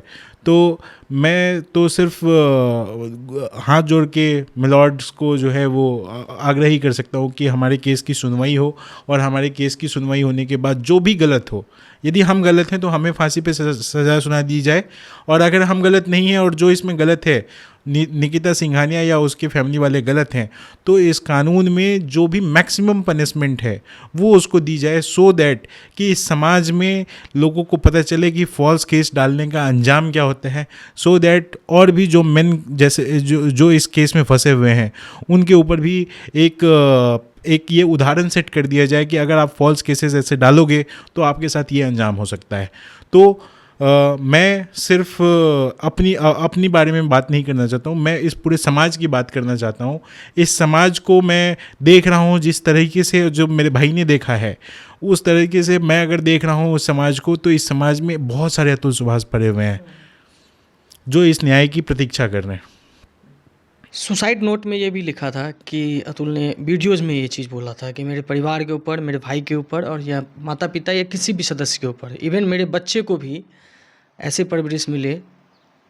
तो ये चीज़ें आपको सर मैंने उस वीडियो में अगर आपने देखा होगा तो उसमें मेरे भाई ने बताया है कि जो हमारे ऊपर 498A के केसेस लगे हुए हैं, डोमेस्टिक वायलेंस के केसेस लगे हुए हैं, मेरे फादर के ऊपर डोमेस्टिक वायलेंस के केस हैं, मेरी मदर के ऊपर डोमेस्टिक वायलेंस के केस हैं, 498A के केसेस मेरे फादर और मदर के ऊपर भी हैं, मेरे ऊपर भी हैं। तो आपको मैं आपके माध्यम से ये मैं बताना चाहता हूँ कि जो मेरे ऊपर केस है, मैं उस निकिता सिंघानिया से सिर्फ 2 दिन मिला हूँ, जो शादी के बाद का है। अगर 27 तारीख और 28 तारीख या 28 तारीख या 29 तारीख में मिला हूँ अप्रैल 2019 में, उसके बाद आज तक मैं नहीं मिला हूँ। और मेरे फादर साहब 4 दिन मिले हैं, जो वो 2 दिन 27 या 28 या 28 या 29, और 2 दिन वो दिन जिस दिन उसके फादर एक्सपायर किए थे 2019 में ही, उसके काम में जो मेरे फादर हैं और मदर हैं वो दोनों गए थे वहाँ। तो आप ये समझो कि मैं 2 दिन और मेरे फादर साहब 4 दिन, और मैं आज तक बेंगलोर के फ्लैट पे भी नहीं गया उनके, और मैं आज तक नहीं मिला हूँ, फिर भी मेरे ऊपर ये केस चल रहे हैं। तो ये फॉल्स केसेस जो हैं वो कैसे लगाया गया है। और आपने जो क्वेश्चन पूछा मुझे कि परवरिश जो है वो बच्चे की कैसे हो सकती है, आप ये समझो जो एक फॉल्स केसेस की दुकान बनी हुई है वहाँ पे उस फैमिली में, जो उसकी माँ है वो अपनी बेटी को ये वो सिखाती है कि अपने दामाद से कैसे एक्सटॉर्ट करना है पैसा, उसका जरिया बताती है। उस फैमिली के जो उसके चाचा हैं वो ये कहते हैं कि 1 करोड़ रुपए जो है वो हमें एल्यूमनी दे दो, तुम जब मीटिंग हुई थी तब। वो 1 करोड़ रुपए भर के 3 करोड़ रुपए हो जाते हैं जब कोर्ट में केस पहुंचता है तब। तो आप ये समझो, तो एक्सटॉर्शन ऑफ मनी की दुकान है वो। उसका जो भाई है निकिता सिंघानिया का, जो मेरे भाई का साला है, उसकी दुकान नहीं चलती है, तो उसकी जो माँ है, जो निशा सिंघानिया है, वो मेरे भाई को कहती है कि आप मेरे बेटे को अपने साथ ही घर पे क्यों नहीं क्लाउड किचन खोल देते हो, क्लाउड किचन खोल के इन्वेस्टमेंट आप अपना कर दो। और आप क्लाउड किचन, मेरे भाई ने जब उसको मना कर दिया कि नहीं मैं अपने फ्लैट में अपना क्लाउड किचन नहीं खुलवा सकता हूँ, तो कहती है कि इतना पैसा कमा के क्या करोगे। तो ये एक्सटॉर्शन की जो दुकान बनी हुई है, तो आप ये समझो कि उस फैमिली में मेरे भाई का बेटा रह के क्या करेगा, वो क्या सीखेगा, क्या उसकी परवरिश अच्छी होगी। शायद वो हमें, अगर मेरे भाई की जैसी इच्छा है, ये तो कोर्ट डिसाइड करेगा कि परवरिश उसकी कहाँ अच्छी होगी और कहाँ नहीं होगी। तो अगर ये कोर्ट डिसाइड करता है कि वो मेरे पास रहेगा, तो हम वैसे भी कस्टडी का केस फाइल कर रहे हैं। तो अगर हम चाहते हैं कि वो जो लड़का है वो मेरे साथ रहे, मैं उसको ऐसे रखूँगा जैसे वो मेरा भाई खुद का हो। उसको अपने बेटे से ज़्यादा मैं उसको प्यार से रख सकता हूँ, मेरी फैमिली रख सकती है, उसको अच्छा एक परवरिश दे सकता हूँ, उसको एक अच्छा पढ़ा लिखा के, मेरे फादर साहब के पास पैसे जब नहीं थे तब हम दोनों भाइयों को उन्होंने पढ़ाया है। तो क्या मैं उस बच्चे को एक अच्छी परवरिश नहीं दे सकता हूँ? सब कुछ उसके फादर ऑलरेडी करके उसकी ये चीज़ें गए हैं। उसके फादर उसके लिए एक इतना विजनरी, आप समझो कि उसके फादर थे कि जिसमें उन्होंने उसके 18 साल के होने तक के लिए उसने एक गिफ्ट छोड़ के गया है मेरे पास। उसमें वो बताया है कि 18 साल के बाद इस गिफ्ट को मेरे बेटे को दे देना। तो आप समझो कि वो एक विज़न जो उसका था कि वो 18 साल के बाद वो चीज़ें, वो उस गिफ्ट को ले और उसको ये पता चले कि उसके फादर कैसे थे कैसे नहीं थे। उसको ये पता चले कि उसका फादर जो है उसको कितना प्यार करता था। जो बच्चे को अलग कर दिया जाता है, क्या एक फादर नहीं है?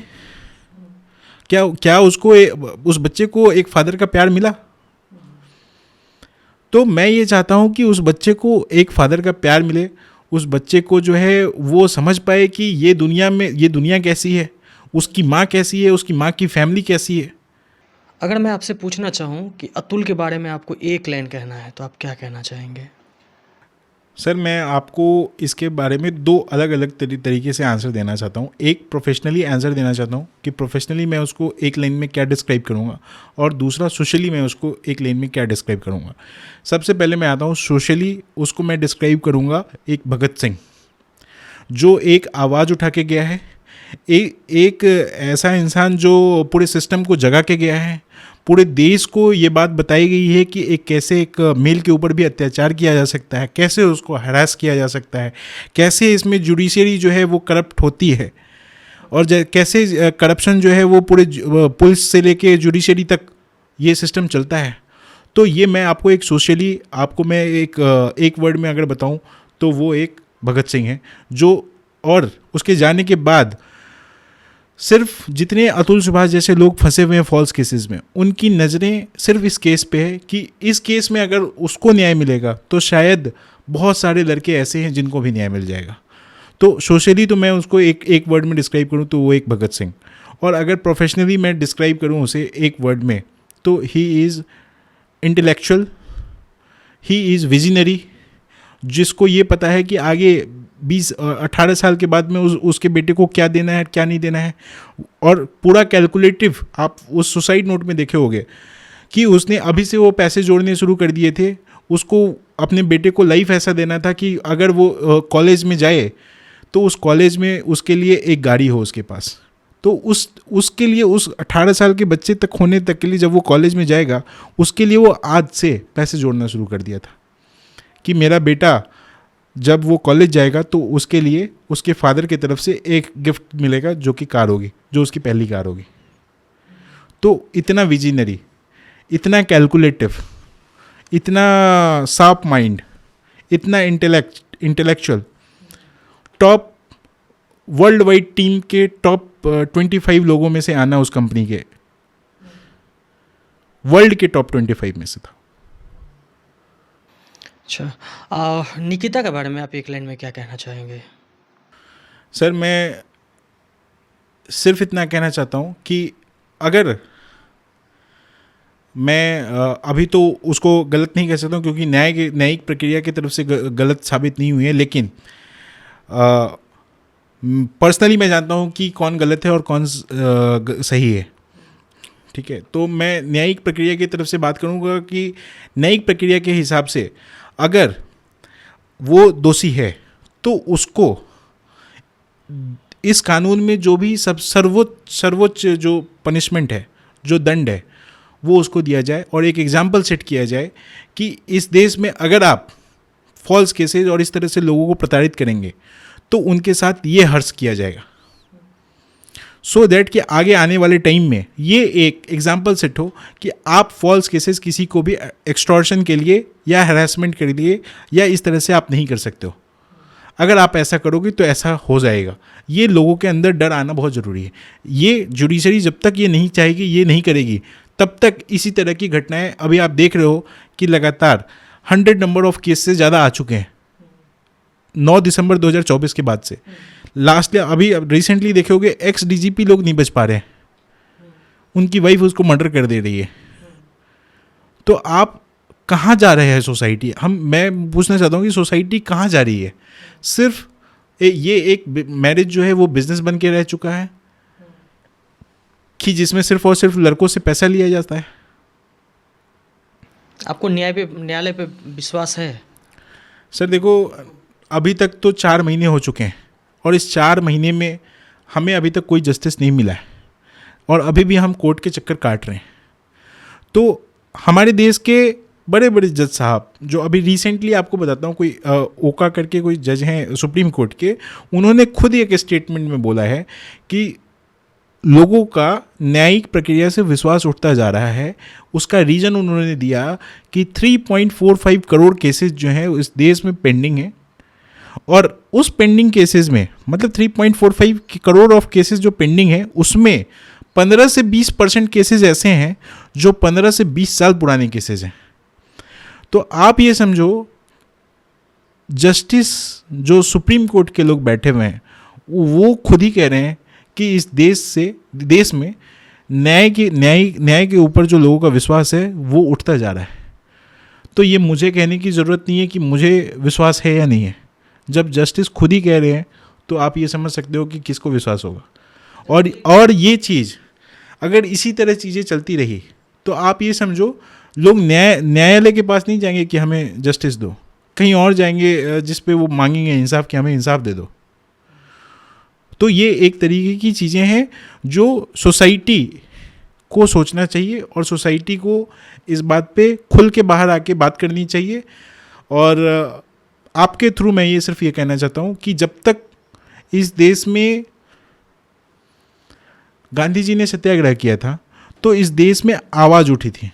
मेरे भाई ने अपने आप को सुसाइड करके इस देश में लोगों को जगाया है, तो उसे वापस सोने नहीं देना है। हमें बात करनी है। हमें लड़कों के लिए जो हो रहा है उस पे लड़के ना आके बोलते नहीं है कि मेरी वाइफ ऐसी है, और उसको सोचा जाता है कि लड़का ही गलत होगा। ये माइंडसेट सोसाइटी को ख़त्म करना पड़ेगा। ये माइंडसेट में आना पड़ेगा कि लड़कियां भी प्रताड़ित करती हैं, लड़कियां भी एक्सटॉर्शन करती हैं, लड़कियां भी हैरासमेंट करती हैं, चाहे वो किसी भी वे से हो। सिर्फ पैसे की बात नहीं कर रहा हूं मैं, वो भी प्रताड़ित करती हैं अलग अलग तरीके से। तो हमारे देश में सोसाइटी को जागना पड़ेगा, सोसाइटी को आगे आके बात करनी पड़ेगी, और सोसाइटी को इस बात को भी जानना पड़ेगा कि हमारे देश में जो कानून की व्यवस्था है वो कितनी खराब है। आप लोगों से क्या अपील करना चाहेंगे अतुल सुभाष के केस में, अगर आपका साथ देना चाहे तो? सर, मैं सबसे पहले तो ये लोगों को बताना चाहता हूँ कि मेरे केस के बाद इतने नंबर ऑफ़ केसेस हो गए हैं तो भी हमें इंसाफ नहीं मिल रहा है। तो सुसाइड करना एक ऑप्शन नहीं है, जो कि मैं आपको बताना चाहता हूँ आपके माध्यम से। हमें निकल कर फाइट करनी पड़ेगी, हमें लड़ना पड़ेगा, हमें बात करनी पड़ेगी, हमें लोगों को साथ में जोड़ना पड़ेगा, और जो भी इसमें गलत है, और जब तक जुडिशरी हमारे साथ नहीं देगी, जुडिशरी जब तक आंखें खोल के एविडेंसेस नहीं देखेंगी, जब तक पुलिस जो सबसे पहला प्राइमा फेसी जो है वो उनको देखना होता है, इन्वेस्टिगेशन करना होता है, जब तक वहाँ करप्शन बंद नहीं होगा, जब तक वहाँ पे एविडेंसेस देख के केसेस नहीं लिखे जाएंगे, तब तक इस देश में कुछ नहीं होगा। और इस पे हम लोगों को साथ आना पड़ेगा, नहीं तो इस देश में कुछ नहीं हुआ है, ना होगा। और दूसरी बात ये है, मैं ये बोलना चाहता हूँ कि अगर कोई माँ और जो लड़का जो अभी शादी करने के लिए सोच रहा हो या शादी करने वाला हो, उसको मेरी हाथ जोड़ के विनम्र निवेदन है कि आप लोग एक बार कानून की प्रक्रिया को समझ लें, कानून क्या है आपके फेवर में, क्या नहीं है, उसको जान लें, और एक कंसल्टेंसी जिसको कहते हैं, वो एक कंसल्टेंसी जो है आप वकील से लें कि क्या आप ये शादी करने के बाद, क्या आपके पास कोई एक ऐसा कानून है जिसमें मेन की फैमिली में सब कोई, मदर हो, फादर हो, बहन सिस्टर हो, भाई हो, कोई भी हो, वो बच सकता है क्या? तो अगर इस चीज़ में अगर आपको पॉजिटिव चीज़ें मिलती है तो ही आप आगे डिसीजन लें, और ये बेवकूफ़ी ना करने की कोशिश करें, क्योंकि लड़के का माइंडसेट ऐसा होता है कि नहीं मेरी वाली ऐसी नहीं है। तो ये इस गलत फहमी में ना रहें, क्योंकि आजकल जो है वो एक दिन में शादियाँ टूट रही है, 10 दिन में शादियाँ टूट रही हैं, 1 साल में टूट रही हैं, और आप ये सोच रहे हो कि यहाँ की कर लेने से ठीक होगा, वहाँ की कर लेने की लड़की ठीक होगी। तो साहब, अभी आप रिसेंटली केस बता देता हूँ, 15,000 रुपये के लिए एक महिला जो है अपने हस्बैंड को मार देती है, सिर्फ 15,000 रुपये के लिए। तो ये देश जो है वो यहाँ तक बढ़ चुका है। तो आंखें खोल के डिसीजन लेना होगा, आंखें बंद करके डिसीजन नहीं लेने पड़ेगी। हमारे देश में तो पिछले जो जस्टिस थे, उन्होंने कानून में जो पहले आंख बंद करके पट्टी लगाई हुई जो महिला थी न्याय देने वाली, उनकी पट्टी खोल दी गई है। पिछले चंद्रचूड़ जी ने ये काम किया था। तो मुझे लगता नहीं है कि वैसे कोई आंखें खुली है, वो तो आंखें जो बंद थी वो और भी बंद हो चुकी हैं अब। तो इस पे हमें बात करनी ज़रूरी है, और जब तक हम लोग बात नहीं करेंगे तब तक हम सोसाइटी एट अ लार्ज सुधार नहीं पाएंगे। और मेरा भाई जितना विजनरी था, आप इस चीज़ से आप समझ सकते हो कि कितना बड़ा विज़न उसने रखा था, और मुझे भी ये बोलता था कि तू सोसाइटी के लिए काम कर, तू सोसाइटी को पढ़ा, फ्री ऑफ कॉस्ट पढ़ाओ, सो दैट कि सोसाइटी पढ़ेगी तो चीज़ों के बारे में समझ आएगा कि क्या है और क्या नहीं है, और क्या चीज़ें हमारे फेवर में, क्या चीज़ें किसके फेवर में। तो आप उस विजनरी को जो है वो मैं आगे जो है एज ए लीगेसी की तरह उसको लेके जाना चाहता हूँ। आपके माध्यम से मैं लोगों तक पहुँच रहा हूँ, या लोगों को बताना चाहता हूँ कि इस देश में जो है वो सिर्फ़ और सिर्फ महिलाओं की बातें नहीं होनी चाहिए। 50% आबादी जो है वो मेन की भी है, तो उसके ऊपर भी बात होनी चाहिए। दोस्तों, हमारे साथ थे अतुल सुभाष के छोटे भाई विकास। हमने इनसे चर्चा किया और हमने अतुल के बारे में, उनके जन्म से लेकर के और जब तक की यात्रा रही है सारा कुछ जाना। तो मैं आप सभी से निवेदन करूंगा, जो अतुल सुभाष का केस और इस पॉडकास्ट को जब आप देखेंगे तो आप इस तरह का कदम उठाने से पहले 10 बार सोचें कि मृत्यु किसी चीज़ का अंत नहीं होता है। अगर अंत होता है तो वहाँ से एक स्ट्रगल की शुरुआत होती है, जो स्ट्रगल अभी अतुल का परिवार झेल रहा है, उनके पिता, भाई, मम्मी और उसके साथ साथ आज 5 साल का बच्चा झेल रहा है। अतुल तो चले गए, लेकिन समाज को एक मैसेज दे के गए, एक आवाज़ बन के गए समाज के लिए। जैसा कि विकास ने बताया कि मेरा भाई भगत सिंह की तरह इस समाज को एक मैसेज दे के गए। और आप, अगर आपके मन में इस तरह का कोई ख्याल आता है तो मैं आपसे निवेदन करूंगा कि अपने समाज में बड़े बुजुर्ग, दोस्त यार, परिवार और अपने माँ बाप का चेहरा ज़रूर एक बार याद कीजिएगा कि क्या यह कदम उठाना मेरे लिए उचित है, क्या इससे मेरे परिवार पे क्या बीतेगा और इस समाज पे क्या बीतेगा। और मैं चाहता हूँ कि दूसरा अतुल सुभाष कोई ना बने। और इस पॉडकास्ट को आप पूरा ज़रूर देखें। बहुत बहुत धन्यवाद।